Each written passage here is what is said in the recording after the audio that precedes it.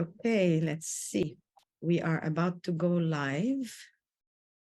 We're live streaming. Yes, you are. Okay. Hello, everyone. How's everyone doing today?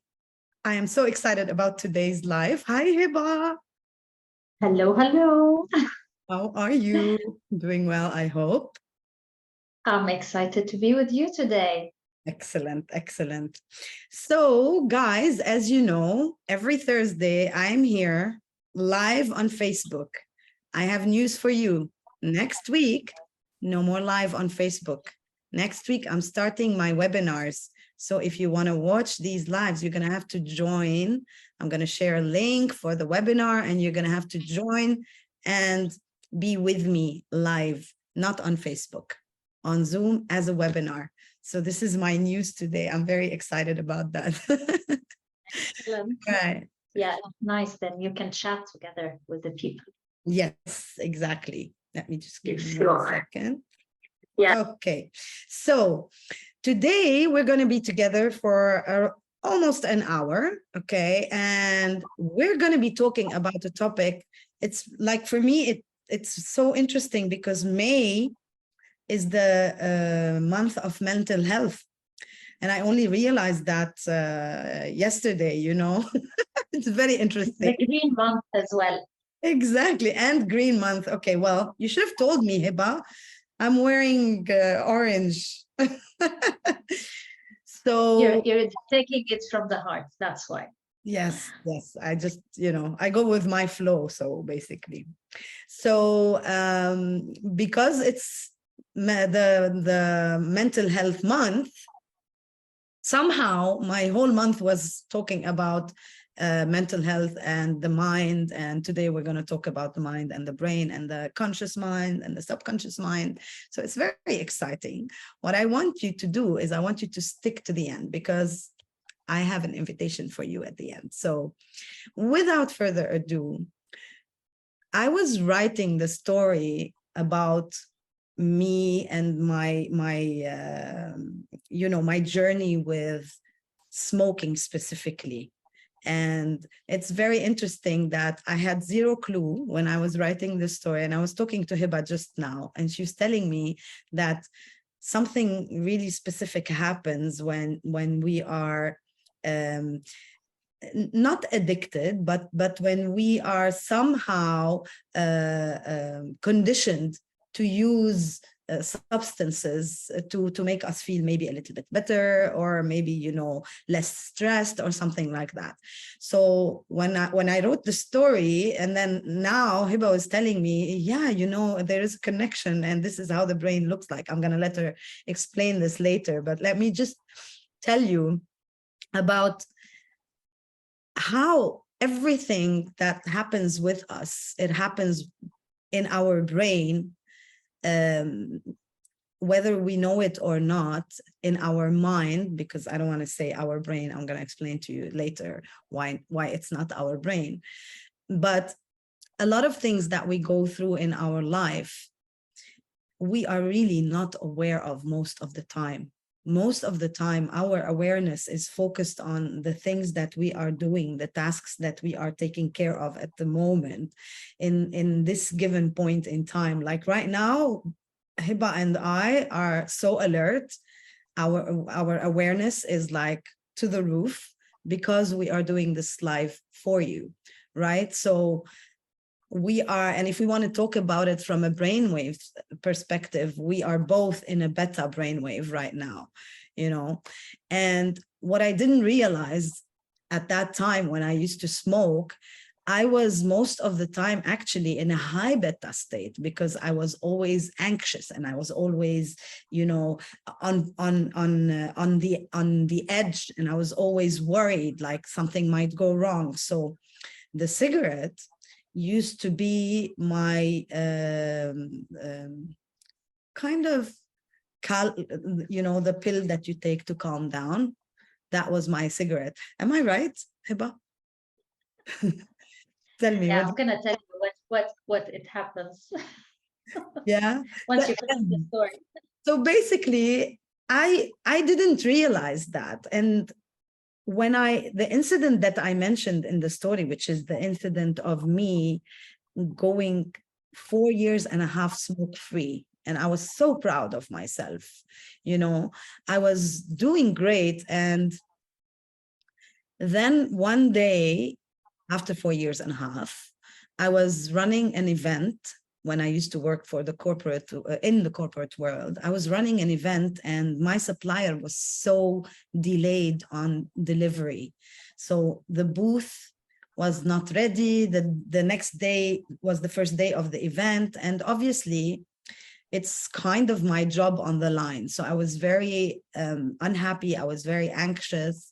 And I really couldn't do anything. And then a friend of mine joined me and he was like, what's happening? And I was so frustrated. I was like almost about to cry. And I think I actually did cry.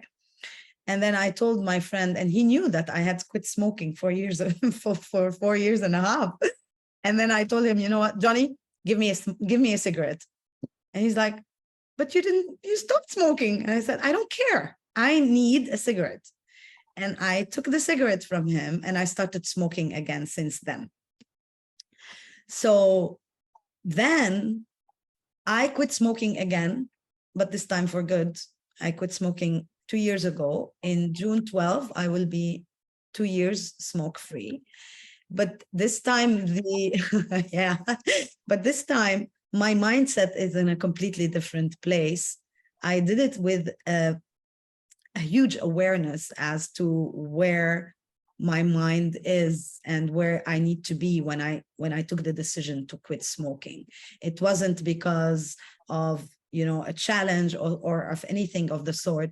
It was me being completely aware of my state and of the consequences of keeping that habit, right? So my awareness was very high when I took that decision.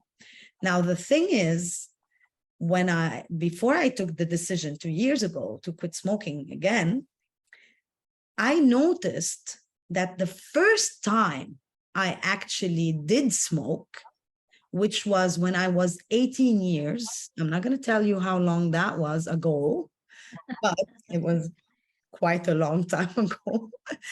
The first time I actually smoked was very similar to the time when I started smoking again after 4 years and a half. So basically what happened then is I was seeing someone and we kind of broke up, and I went with a friend of mine to let go and started talking about, we were kids. I was 18, so.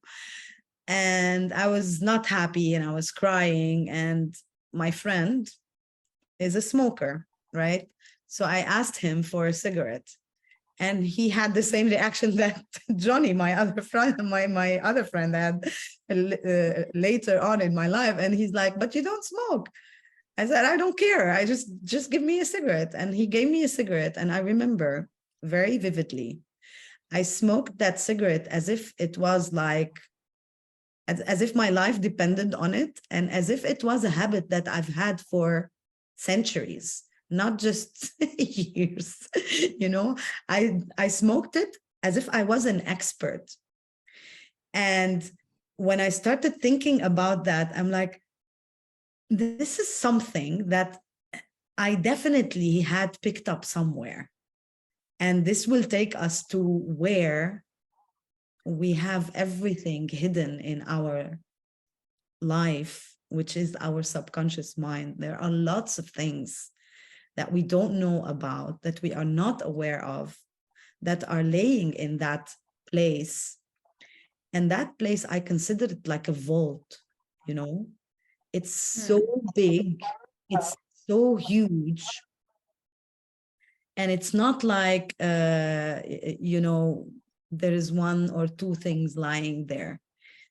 The minute you start digging and figuring out what your subconscious mind holds, it will take ages, for us to figure out just a tiny bit of the things that we have. lying in there. So just to be clear, because we hear a lot of talk about the mind and the subconscious mind, or the awareness, or the conscious mind and the subconscious mind. And then we also hear about the brain, right? Because the brain is this hardware.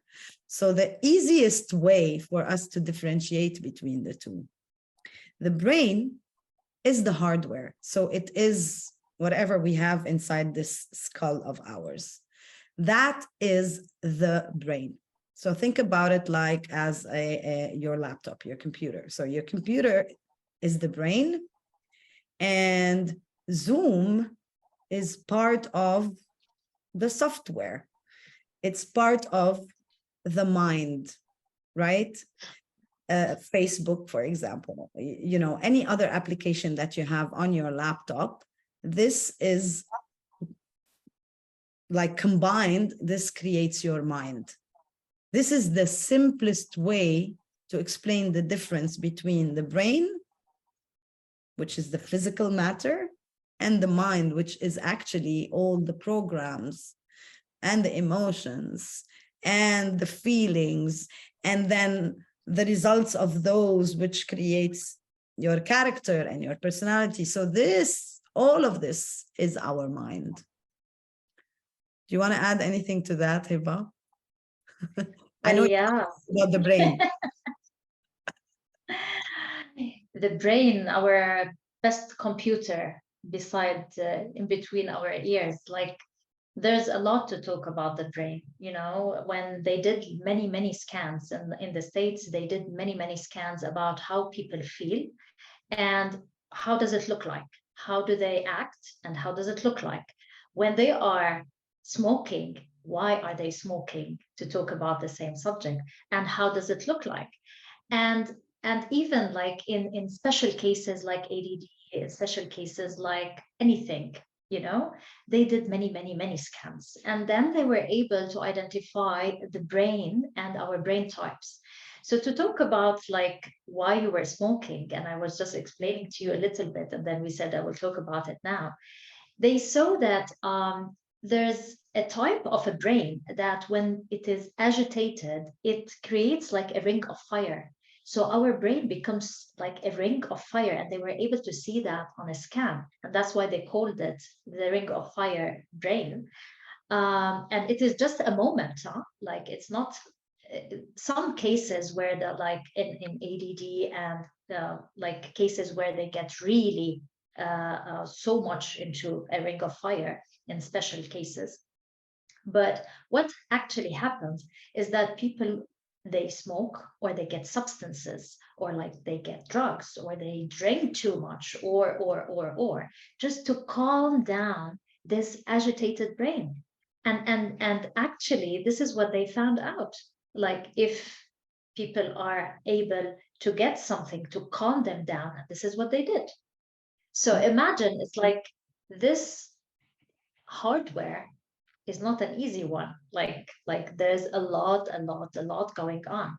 And they found out that one area of the brain is responsible, which is like the limbic system. It's all responsible about the memories, the emotions, the motivation, and mainly about the appetite. So that's why when you're like PMSing, or when you are like really emotional, breaking up or whatever, you want to eat, you're craving. So that area of the brain will be like not going in the right way. And they found out that the blood flows too much in that area, that cause the disruption, let's say. So you will go and eat because the appetite is there in that area. So and then you will eat, or and you do that, and then what happens? You feel guilty. And this is the area responsible for that. So how they found out that the hardware is so much responsible with the software, where like if I'm not feeling okay, what's happening?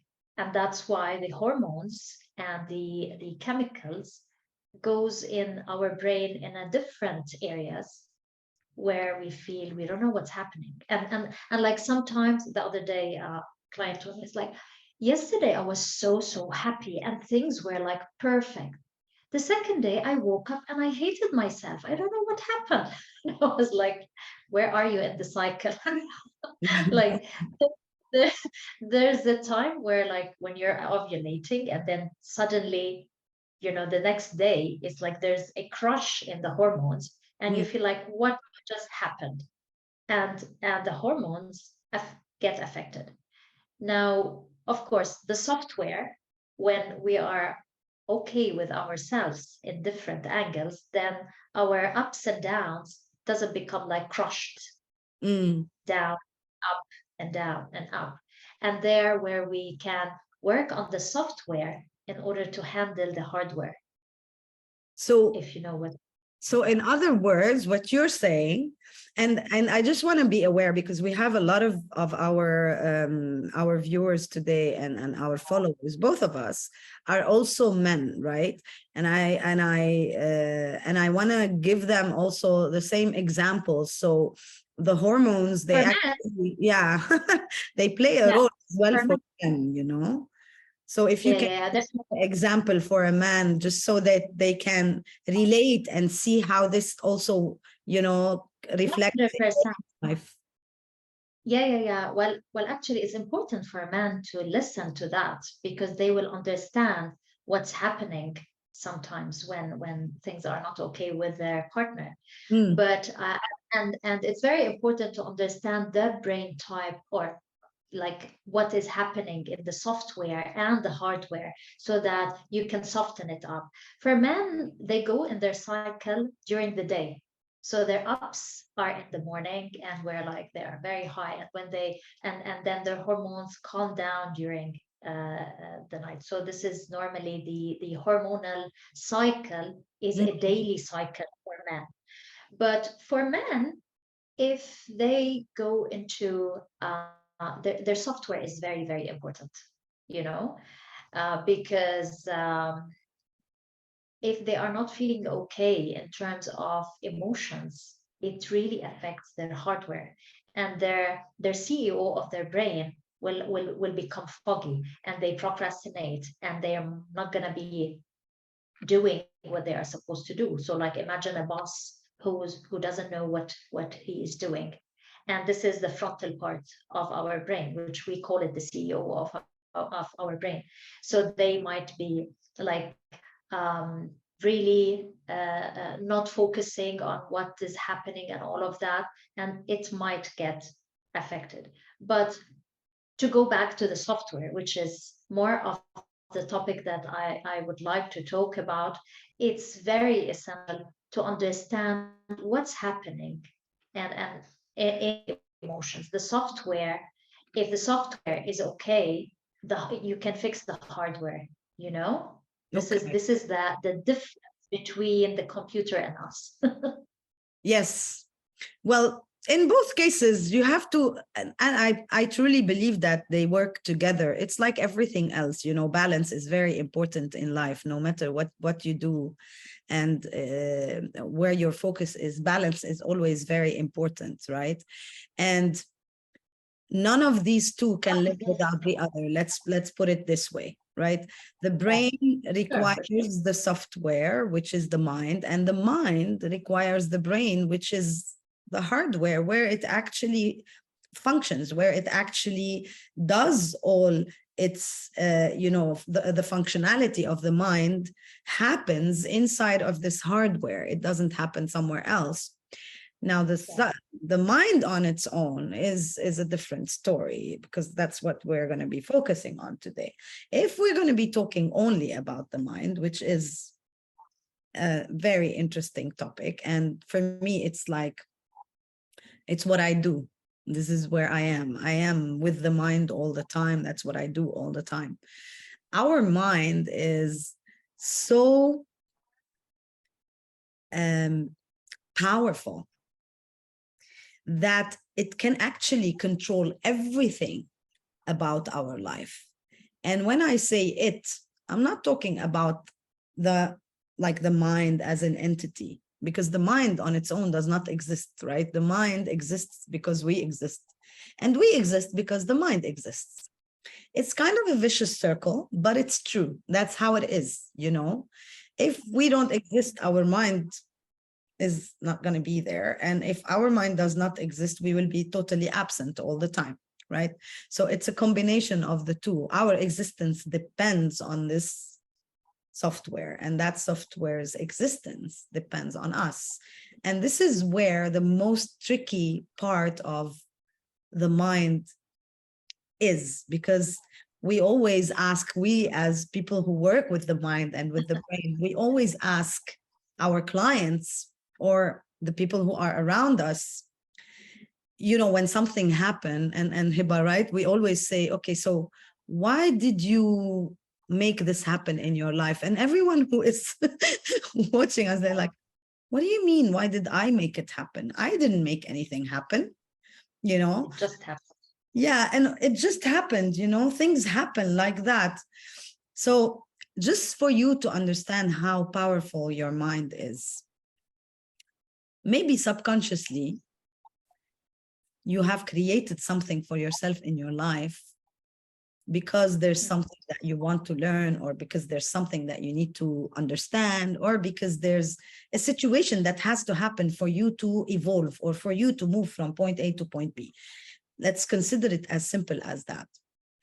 Even if you are not aware, or if you consciously are not the one, like in your mind, you are not doing this consciously, you're not taking a conscious decision to create something for yourself in your life, your subconscious mind will do it for you, because this is a journey that for you to evolve, or for your vibrations to become higher, because that's the whole reason why we are all here, is this elevation. So for us to elevate, even if consciously we are not doing the right things, for us to make that move, our subconscious mind is so smart and is so powerful, to the point that it will actually create those moments for us. And these are the moments that we always think, oh, why is this happening to me? And we always use those terminologies. Why is everything happening to me, to me, to me? And I always say this in every single, I think, training that I give, is that things don't happen to us. Things always happen for us. We just don't really understand, because most of the time they happen by a trigger coming from in a subconscious way, not really in our consciousness, not really in our awareness. Right, Hiba? What do you think? Want to add anything? Well, the thing is that with the subconscious as well, it's like, you know, when sometimes what happens is that there's closed doors, like the subconscious mind or our brain is responsible to protect us. So if something has happened previously and it hurted us, it goes into the subconscious brain. And because we don't want to feel this again, if it was hurting us, or if it was a bad memory, and more mainly, you know, when you talk to people who have been through many things, they will tell you, don't ask me, I have just forgotten the whole thing. It's like, and this is what we call it, the closed doors. They just put it in the subconscious brain. Our brain will protect it, put it under closed doors, and then things starts to happen in their life. Yeah. And attracting, and you see people who've been like, keep attracting the same thing over and over and over and over. And then they like, why it's happening to us? This is the same question. Yes. Because you haven't dealt with that subconscious door, and that door has closed, but it hasn't been dealt with. So it attracts the same dilemma and the same issues. So you see that people go into this vicious circle and like downward spiral all the time. And like this is actually what happens. And in order for them to break it, they need to go back, open that door, clear whatever it was there, clear it, and open new pathways. Mm-hmm.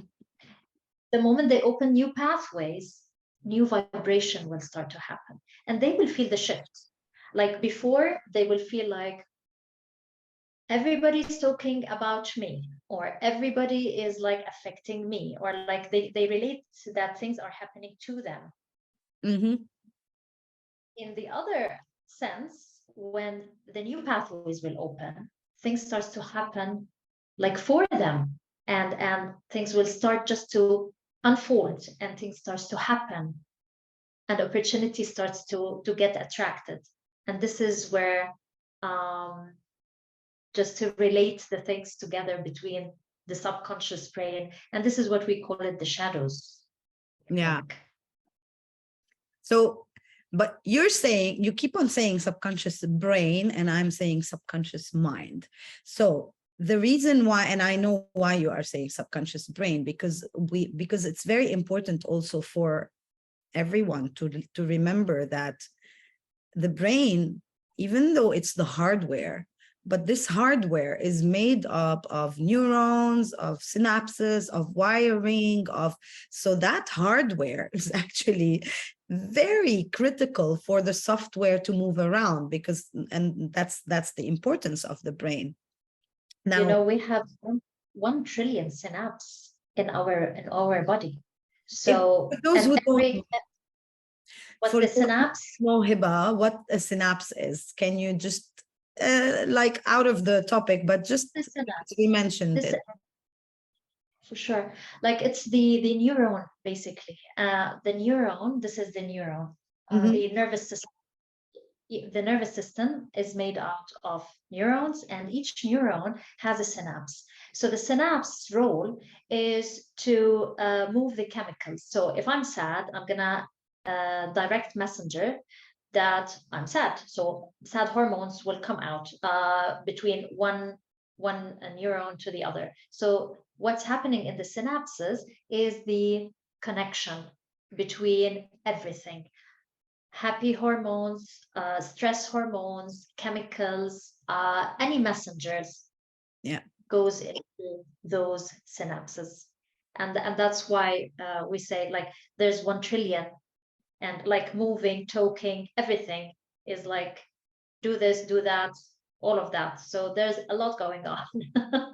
And it's very important, and actually it ties really well with what I'm saying, which is the importance of the brain and the subconscious mind, because imagine if all of these are things that we actually have to think about, like be aware of, if like every time I need to breathe, I have to consciously give my brain the order that now I have to breathe, or if when I exactly, or when my heart has to beat, I have to consciously give my brain an order like, hey, listen, don't forget, you need to beat for the blood to circulate.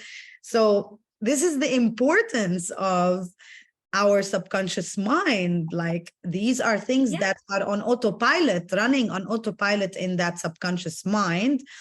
And these are the most beneficial traits of the subconscious mind. Now, even those closed doors or the shadows that you just mentioned, Hiba, they are not non-beneficial. They are actually very beneficial, and they actually happened, or they were initiated in the first place because there was a major reason for them to be present. What happens is, like, I'll give you an example. Like if we go through a trauma, let's say a traumatic experience when we are kids, okay? The easiest one for me is because I was born in a country where there was war all the time, and there was, bombardments, and there were a lot of loud noises, right? So bombs and fire alarms and fires. And so as a child, I used to be really always scared from the loud noises, right? From not the loud noises, the noises that are specifically related to war, you know? And I developed that fear because that fear at that time was very helpful Needed. and was Yeah. needed, because when we heard something, we would run away and we would hide, right? So that fear at that given point in time was very, very critical for me as a kid. But when I became older, that fear was stopping me, and that fear was hindering me from developing, because like every time I would hear something, I would be afraid and I would worry and I would want to run away. After becoming an adult, that was really blocking me. It wasn't helping me. So I needed to let go of that fear. And that's like a very simple example, which did not really live with me that long, because I was very aware that that fear was developed just because of that very specific situation. But there are so many situations that we go through in our lives as kids, especially between the age of 2 and 7, that where we develop so many blocks. I don't have any other word to call them. Yeah, you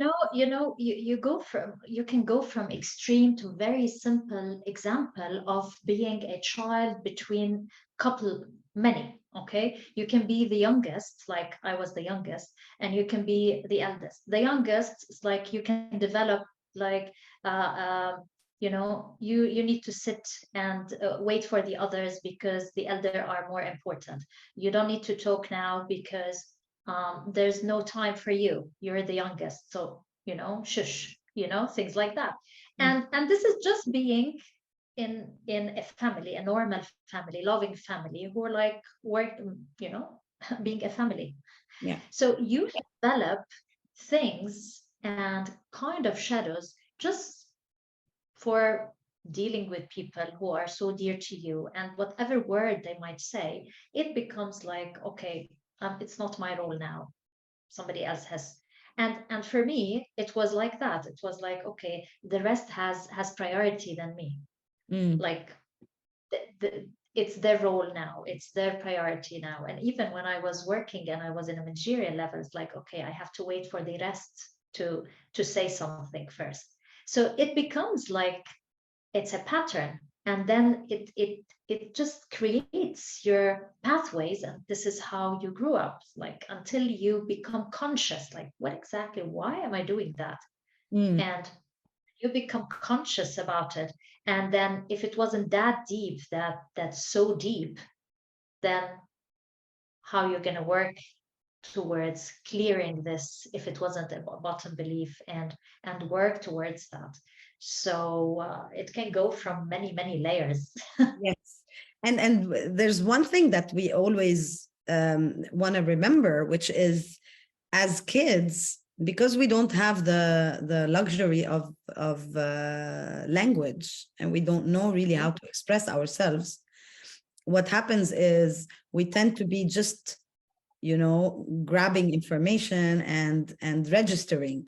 So everything that happens everything that happens around us as kids registers in our brain. And like last week I was talking about how important childhood is, and the things that we go through in our childhood, how they really shape the life that we lead.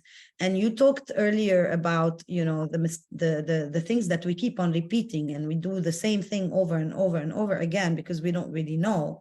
Like the very specific example that I gave last week is being force-fed, when I was a kid, and being told that I am doing this because I love you. And Hiba, I think in our culture this is very common, right? Parents, at least not anymore, I think the new generation is very, very aware about these things. But in our generation, our parents, and I think I've seen this everywhere, like they used to force feed their kids under the pretext of I love you, and I want you to become strong and powerful. And so for a kid, it doesn't register. Yeah, for a kid, what registers for a kid basically is the following. Love means that I am going to get hurt. Love means that, you know, I have to be, things will have to be forced on me. And that's the meaning that a kid who goes through these situations will make out of for love, which is probably like the most important emotion that one should have, is that love, you know. Yeah. And actually, the child, you know, why you don't register it, like the subconscious mind is registering that you're not aware of what exactly is happening.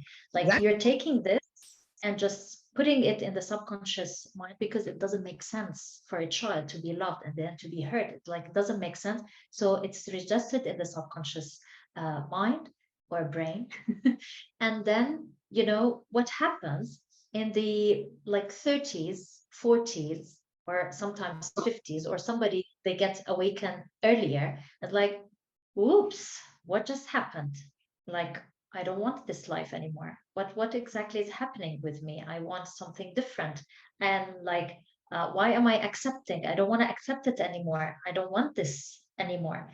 And and this is when like you become aware suddenly, like what has happened and why did I do all of these things. And sometimes, you know, you take a job or you take a career or you study something and you don't really like it, and then suddenly it's like, I want to find myself. I want to to be happy. And all the time before, like, I don't know what was I doing. You know, you go into that. It's like it was good at that time. Nobody thought about it.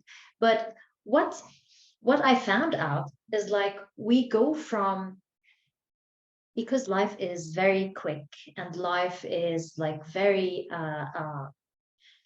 you know, you just need to go on. Like having a war, people will never talk about how do you feel. Like it's like forget it, just we need to live, so let's go on. And in our countries and in many countries, you know, it's like just stop talking about your emotions and just move on, you know, just like a kid who doesn't want to go to school, it's like just go to school, but go do your homework and that's it. You're like, enough is enough.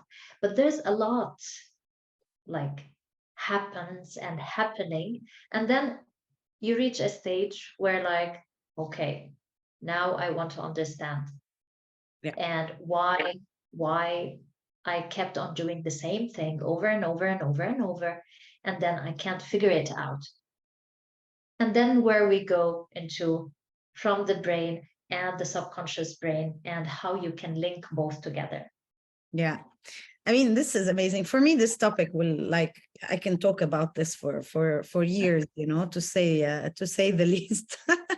But what I want to talk about also, Hiba, because that's part of also what you can shed the light on.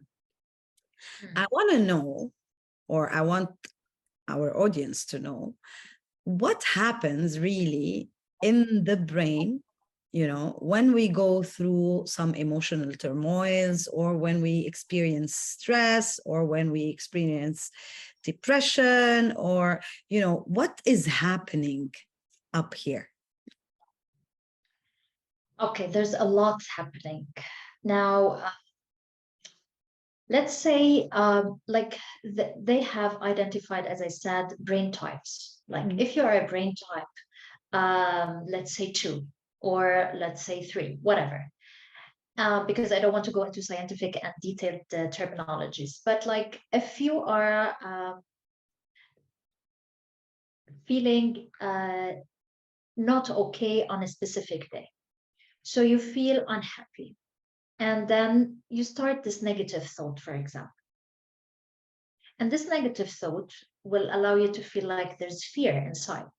And then that fear will get you into going into a thought of like, what might happen to me? especially like in Corona time, or like when you are ill, or when you're sick, or when you're like not feeling okay, you wake up. And then because some people like don't feel okay when something physically happens, and actually it is the emotion that caused that physical pain to happen. Mm. So what happens in the brain? First, that emotion will go into one section of the brain. Let's say we're talking about one specific part of the brain. And that negative thought, it goes into something we call it the gear shifter. And like, especially like the gear. So that person becomes, it goes into so much always into like checking the errors. And when they found a specific error and they go too much into the error, the blood flows too much into that area, causing that thought to go on and on and on and on, especially like a mouse on a wheel. So when like you're talking about a fear, and that fear, if you don't stop it, it will grow and grow and grow. And that mouse on the wheel will just keep on running and running and running. And the blood flow will go higher and higher and higher. And like it flows like too much. It's gonna flow too much in that area. When that happens, you get so agitated. Some people will start to argue a lot. And if you're alone and you're thinking too much, imagine your brain is like going into a lot of things. You're going to be going into panic attack. You might go into like breathing. It's like, oh, I cannot breathe. You might go into all of these stuff. Why? Because of a thought. Why? Because the brain is going into a high blood flow in one area, let's say just one area, and it goes from one area to the other.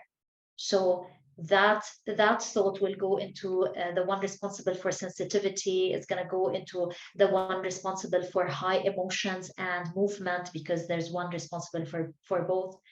So they get like it's contagious. Like it goes from one place, it goes into the other, and then it goes into the organs. And because we said it's 1 trillion synapse, so one to the other, and it's like so quick. And our thoughts is very very quick, you know, with a lot.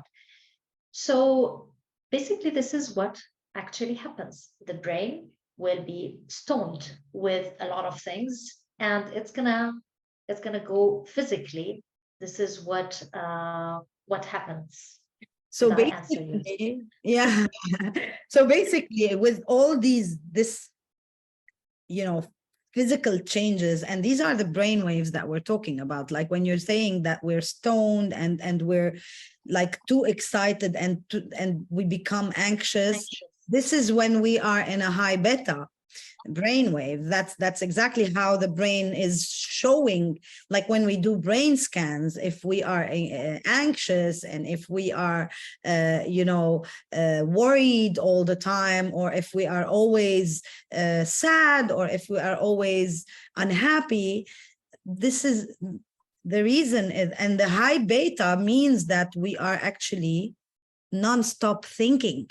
The brain is doing a non-stop work, which is the mouse on a wheel that you were just talking about, that mouse on the wheel. And it's very, I always love when you say the mouse on the wheel, because it ties so nicely with, the example is very simple, because if you want the wheel to stop, you remove the mouse, right?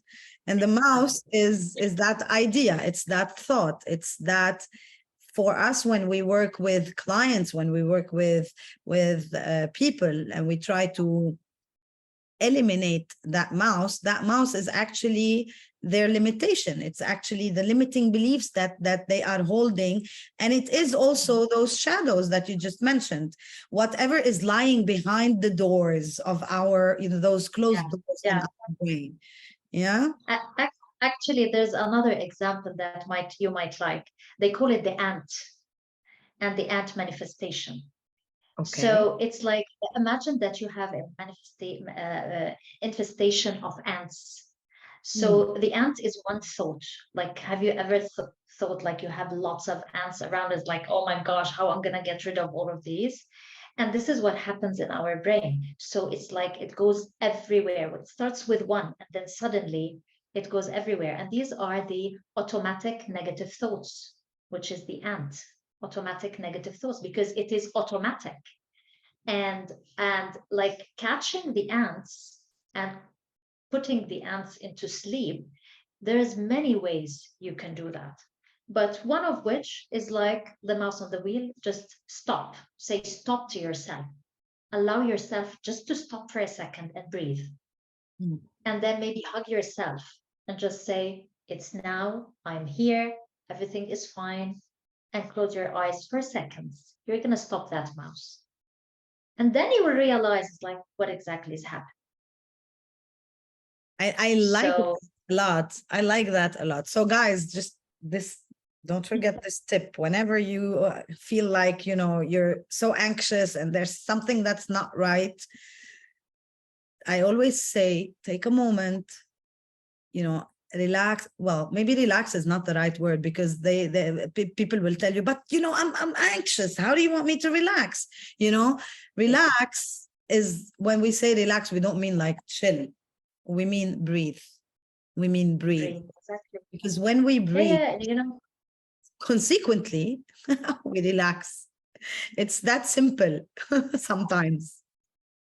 You know, I totally get the people who are like, you know, they will tell us, come on, like when I'm going into the hospital because I cannot, like, I'm just short of breath, and like we're going into extreme here. But some people really, they don't know what's happening with them. They go to the hospital and they come back. They tell them it's stress and they come back. And they go to another doctor and they come back. And you know, like more than 75% of people visiting the doctors is because of stress and because of physical pain and because of all of that. And then they tell them there's nothing wrong.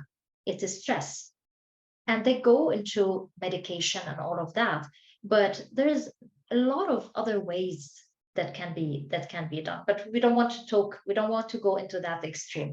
We want to just tell you that if you are somebody like that, just hold yourself and allow yourself the hugging yourself as if somebody's hugging you, and like just do like that and say, it's now, I'm here, I'm present, it is now, and there's nothing else, you know. And then allow yourself slowly to calm down your breath. It's what you're saying is beautiful. It just reminded me that, you know, the main reason why we get into stress and we I feel like, especially these days, because stress is like the problem of the century, right? And all over the world, it's not just here, it's everywhere in the world. And it's funny because when I think about it, is what is it that makes us stressed really? The main reason that makes us stressed really is how we are thinking and where we are thinking. I don't want to say how, I want to say where. And notice that word is very important, because where, or maybe not where, let's say when, to make it even clearer, you know. I think Hiba now definitely knows what I'm going to say. But the main reason why we get stressed is because we are still living in a time that has already passed. You know, when we live in the past, it means basically what is happening is that we are recreating in our brain all the circumstances, all the thoughts, all the ideas that were happening with us in the past. And what happens, this is how powerful our body, which is our subconscious mind, is. The minute we think of a story that we had in the past, our emotions will spot on tell us what was happening 10, 15, 20, 50 years ago, you know? The minute we remember, this is how powerful those connections are. And this is why when we talk about the subconscious mind, and when we want to explain, we want to make sure that our viewers, that you understand how powerful those doors are and those shadows are to your current life today, because you are not doing it consciously. You don't know. I didn't know. When I figured it out, I was like, what? Really? Yeah. So Yeah, now, 100%. for me, I completely stopped what? Living in my past, because the past is gone. There's nothing really that I can do about it. And me living there or staying there is literally recreating for my body, for my mind, for my current life, the same emotions, the same feelings, the same problems even. I will even recreate them in my life. And this is why people keep on doing the same mistakes over and over and over again, because they did never get over the first mistake that they did. And actually, you know what? It's like they tell you there's a memory muscle. There is the memory of the action, of the reaction, and all of that. It is like it's just there. So the only way your brain knows how to act in those situations is that way. Yeah. And that's why they tell you need to learn something new. You need to allow yourself for something new. You need to allow yourself to do something different in order to open new pathways. But how you're going to open new pathways if you're still in the comfort zone where the door is still like closed? Like we're always left with like the should and shaming. You're shouldn't shaming. You're like, you should do that, and if you're not doing it, oh, shame on you, right? How many? It's like, yeah. And in the Arab word, aib, Yeah. you're not supposed to do that. You're like, shame on you. And you grow up with that, and this is kind of a shadow. It's like, who said that? So 100%. Yes. And it's really good. You said something that you should learn something new. It's not only learning something new. What you want to do actually is you want to unlearn what you know, or what your subconscious mind knows. And this is key. I mean, I love how this conversation is going, because it's tying so nicely into everything that I do, and I'm pretty sure into a lot of what you do, Hiba. But because when you unlearn and you start learning new things, this is how you become magnetic. And this is how you start attracting the things that you really want to have in your life. And that's the 101 manifestation process, is to unlearn the things that we have been so conditioned to live with throughout our life. It's a conditioning that's been taking ages. And I had a client of mine ask me the other day, so how many sessions do you think I need? And I'm like, dear, I really cannot tell. Because sometimes it's beautiful, and I love seeing it happen when people change there and then on the spot from one session, and sometimes because they are either ready, or their triggers are, not so deep really, and they really, really like, their heart, the coherence between their heart and their mind is so strong that they so really want it. And they like, when you want something so bad, so bad, so bad, you kind of don't really need too many sessions to move from where you are to where you want to be. And sometimes, and this is why us as practitioners, we never say, you will be fine after 2 sessions, or you will be fine after 1 session, or you will be And fine it's in sessions. it's really hard for people to open up, you know, like the other day, to tell you the truth, most of the people that like they have been through real bad situations when they were very young, like, you know, we're talking about sexual harassment, like on an age of 5, on an age of 6, or like being hit with from their mother for like until they get unconscious, and they have to live with that for years and years and years and years, and life is fine, you know. The moment they open up and you are able to reach that bottom belief and they forgive, like this is what I did with a client, it's like shadows has starts to, and like they start to feel. The other day I was he expressed that it's like I was in prison and then I got free. Yes. And it's true. It's like you would live in prison inside your brain, and then the moment that you open those doors, it's like you open up that prison and you are set free.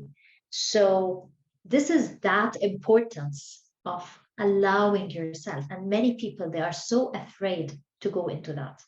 Yeah. They don't want to be hurt again. They don't want to feel that feeling again.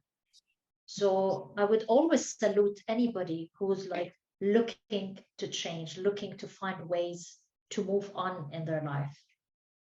It's interesting that you say that, you know, they don't want to go there and they don't want to live that life again. What happens though, from my experience, and when I see when clients come to me, and when I see what they're doing, they're not living it consciously, but subconsciously they are. You know, they are going through the same things over and over again without even realizing that that's what they're doing. And the worry, and this is what I want the audience today to remember. You are the one in control. Even if, you know, our brain has got the functionality and our mind has also got functionality. But the minute we become aware, that awareness allows us to make the right decisions and to bring in the right thoughts. And when we bring in the right thoughts, then we are making the right decisions for us. And that ties nicely into the last point that we already spoke about all the 3 points that I wanted to talk about today, but in different ways, which is very interesting. I like it when I'm you know, hosting someone, to let the flow of the live go as it you know, as it's meant to go, without really focusing too much. But we tackled all 3 points that I wanted to talk about today, which are mainly the difference between the brain and the mind, and what physically happens in our brain when we go through any emotional turmoils, or when our thoughts are not right. And you explained that very nicely, Hiba. And then we spoke now about the importance of our thoughts and where we are living, and how, you know, you gave a very beautiful solution, very beautiful tip. And this could be the starter for anyone. You know, imagine you are going for a dinner. What's your starter? Hey, let's see. The starter is, I'll take a breath, I'll hug myself, and I'll remind myself that I am here and it is now, you know, and whatever is happening in my brain is not really happening, you know. So all these emotions, for at least that split second, they will calm down, and then we can start consciously taking those or bringing in those thoughts and taking those decisions that will move us from that place where we are always anxious and where we are always living in our past, always living. Sometimes we're worried about the past, yes, but a lot of times we're also, you know, living in what if this happens and what if that happens. We're always also projecting, and it's always a projection game. It's projecting our past into our future. Really, that's the only thing that we do when we think, what if this happens and what if that happens. The if, I tell you, based on what we know, it's based on our past, you know.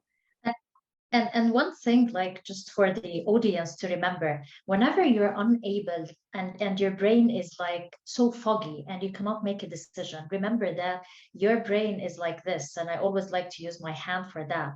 Like, your emotions is here, and your conscious brain, where like you're like the CEO of your brain, is here. The moment you are so emotional, your emotions will push your thinking brain.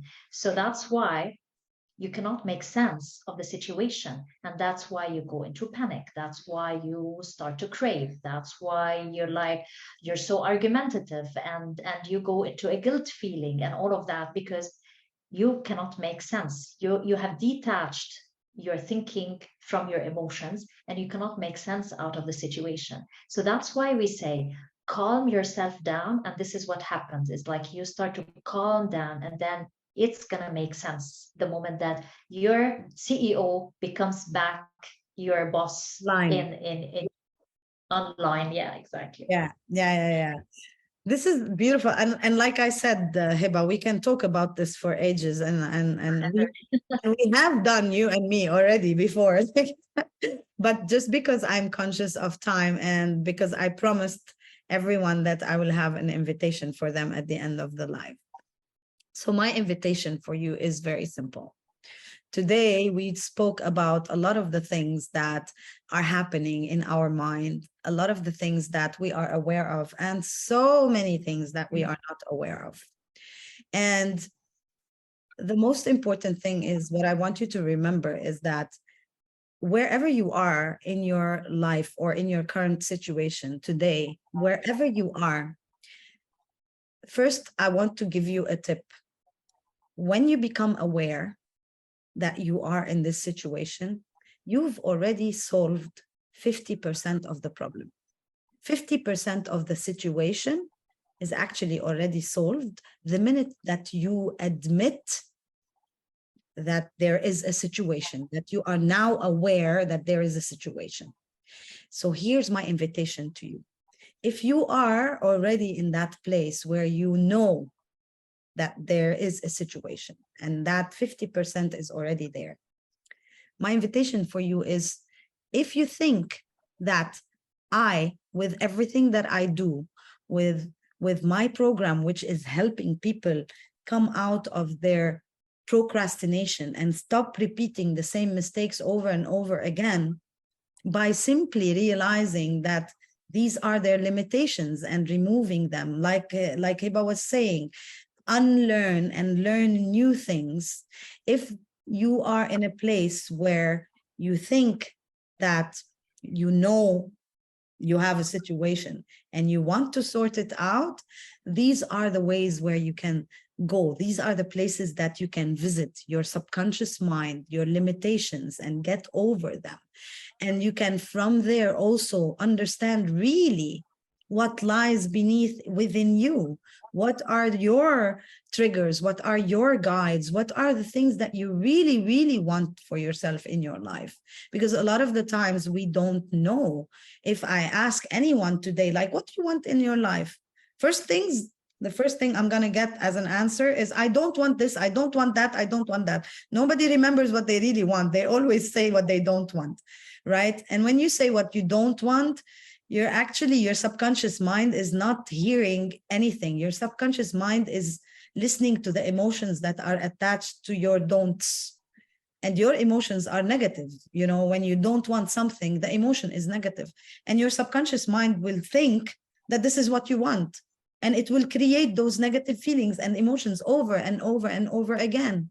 So if this is something that you don't want in your life, that you want to be that person who is happy, who is elevated, who knows what they want, and who understands also the importance of where they live and how the energy of everything around us is important to us, I invite you to get in touch with me. I invite you to get on a call with me. We will understand together your current situation, where you are, and we will understand where you want to be. And I'll give you a lot of tips that could help you now today to move from point A to point B, where you are to where you want to be. Maybe not exactly where you want to be, but at least give you that momentum, you know? And then if I feel that I'm really the right person to help you move from where you are to really where you want to be, I will show you what it looks like to work with me. So all you need to do is book that call and we will get together. Yeah. Hi, Deba. We will get together. We will talk. I'll understand your situation and I'll give you the tips that you need to move your life forward now.